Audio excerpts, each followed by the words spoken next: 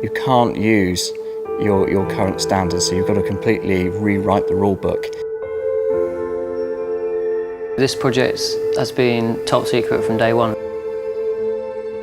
It's something that is very much out of our comfort zone.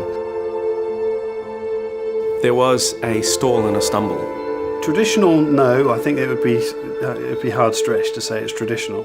We are on the cusp here, I think, of changing the direction. We've done every other kind of boat, but this was just a new challenge and a really exciting one. We're constantly challenging their assumptions. If it's not hard, we're not trying hard enough. We actually reached a crisis point. If we can't do this, then who can?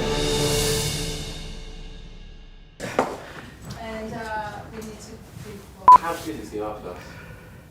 The R class is pretty damn good. There's always rumours about new product. Some of them turn out to be true, some of them don't. The whole thing's been shrouded in mystery. What is this? What is this boat?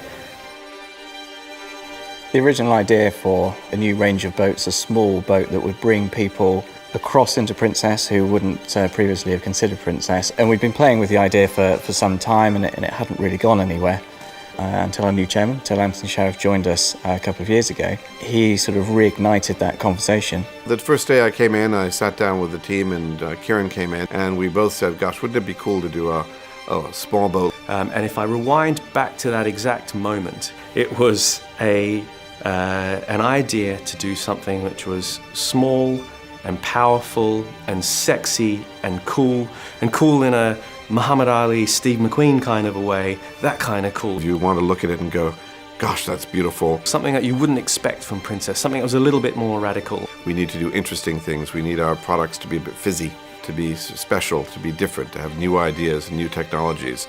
And at the time, I remember the organisation going, that's not really us.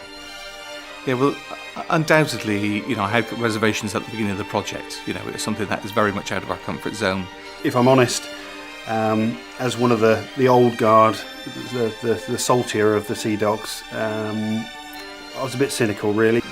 And inevitably, we're trying to search for a different customer, so it's a little bit, it's uncomfortable. The R35 is not fundamentally what a Princess customer would expect. The people who buy Princesses know what they want. It was key from the beginning that it has to be a Princess. We had to really look at what do we stand for and how do we make this project a true Princess project.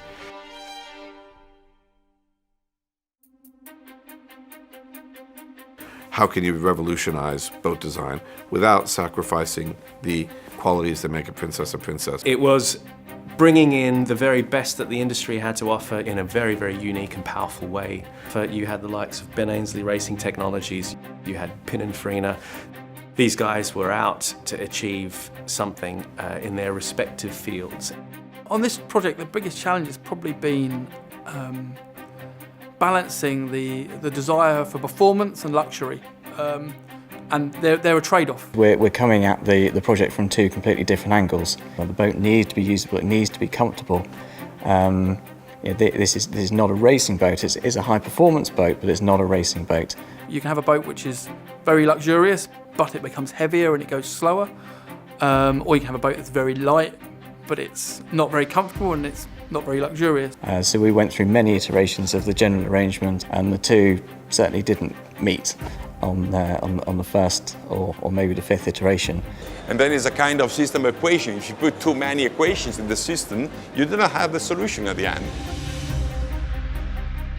When we sat down as a group and looked at the brief originally, foiling kind of jumped out as an option. Traditionally, hydrofoils on powerboats have just been static, and they've helped to increase the efficiency slightly.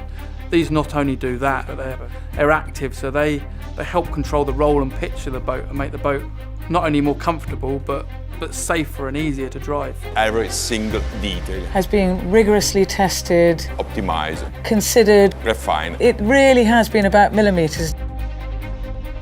In this teamwork, the interesting point is that the 1 + 1 + 1 do not make 3, make much, much, much more. What we've ended up with is something that is extremely beautiful and very easy to drive at very high speeds and very safe. Now that is something that's pretty outstanding.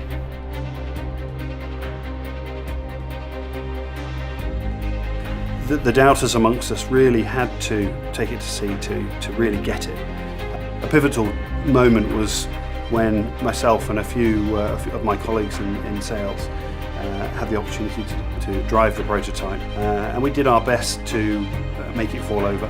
We pushed the boat as hard as we could and tried as hard as we could to make something misbehave. No matter what we tried, we couldn't break it. There's no way we were going to make that boat misbehave. We were punching through waves at 40 plus knots in total control, in absolutely total control. It was a bit of a defining moment in the project, and the cynics amongst us, and there were a few, all came back pretty excited. It proved to me that we were absolutely on the edge of something very exciting.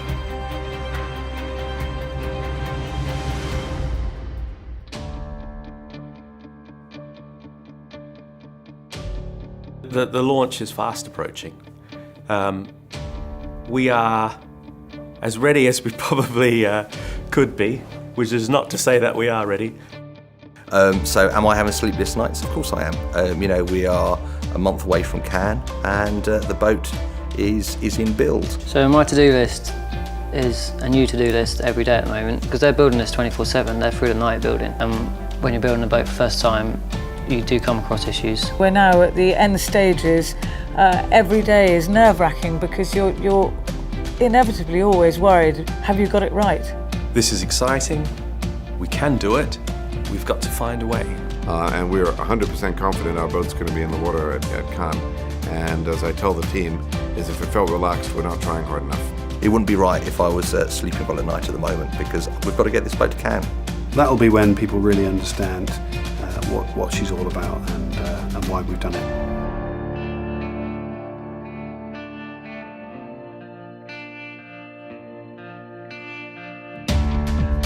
We've got as close as we can to perfection on this boat, and we're really, really excited to see her finished. Many years from now, I'd like to look back on this period in time and say I had a little part to play in that boat being around and existing. It's difficult to put into words just how exciting this boat feels to drive. It's cool as can be. I mean, how can you not get excited about it?